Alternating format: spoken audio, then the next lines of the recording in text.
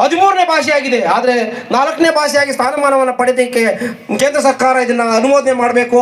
4ನೇ ಭಾಷೆಯಾಗಿ ಕನ್ನಡ ಭಾಷೆಯಾಗಿ ಅನುಮೋದನೆ ಆದರೆ ಮುಂದೊಂದು ದಿನಮಾನಗಳಲ್ಲಿ ಕನ್ನಡ ಒಂದು ರಾರಾಜಿಸುತ್ತೆ ಅಂತಕ್ಕಂಥ ಈ ಮಾತುಗಳನ್ನ ಹೇಳ್ತಂತ ಈಗ ಕನ್ನಡವನ್ನು ನಾವು ಕಲಿತು ಮಾತಾಡಬೇಕು ಅಂತೇಳಿ ವಿಶೇಷವಾದ ಮಾಹಿತಿಯನ್ನು ಕೊಟ್ಟಂತ ನಮ್ಮ ಸಂಪತ್ ಸರ್ ಅವರಿಗೆ ಧನ್ಯವಾದಗಳು. ಈಗ ಈ ಸಭೆಯನ್ನು ಕುರಿತು ಭಾಸ್ಕರ್ ಪತ್ರಿಕೆಯ ಸಂಪಾದಕರು ಹಾಗೂ ಕರ್ನಾಟಕ ಸಂಪಾದಕರು ಮತ್ತು ವರದಿಗಾರರ ಸಂಘದ ಜಿಲ್ಲಾ ಗೌರವಾಧ್ಯಕ್ಷರಾದ ಭಾಸ್ಕರ್ ಸರ್ ಅವರು ಎರಡು ಮಾತಾಡಬೇಕು ಅಂತ ಕೇಳ್ಕೊಳ್ತಾ ಇದ್ದೀನಿ.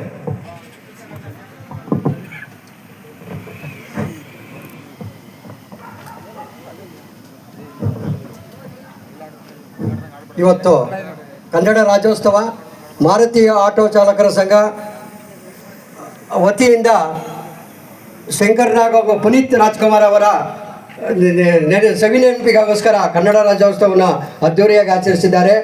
ನಾನು ತಡವಾಗಿ ವೇದಿಕೆಗೆ ಆಗಮಿಸಿದ್ದೇನೆ.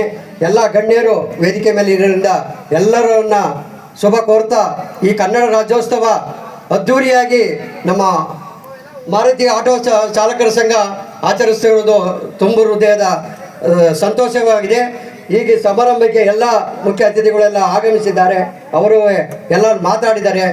ನಾನು ಹೆಚ್ಚಿಗೆ ಕನ್ನಡದ ಬಗ್ಗೆ ಮಾತಾಡೋಕ್ಕೆ ನಮ್ಮ ಸಂಪತ್ ಕುಮಾರ್ ಅವರು ಹೇಳದಂಗೆ ನಮಗೆ ಕನ್ನಡದ ಬಗ್ಗೆ ಮನ್ಮನೆಗೂ ತಲುಪಬೇಕು.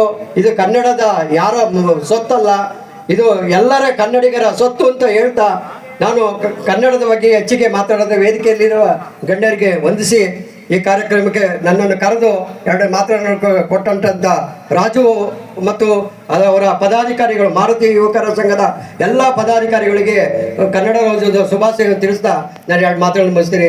ಜೈ ಕರ್ನಾಟಕ ಮಾತೆ, ಜೈ.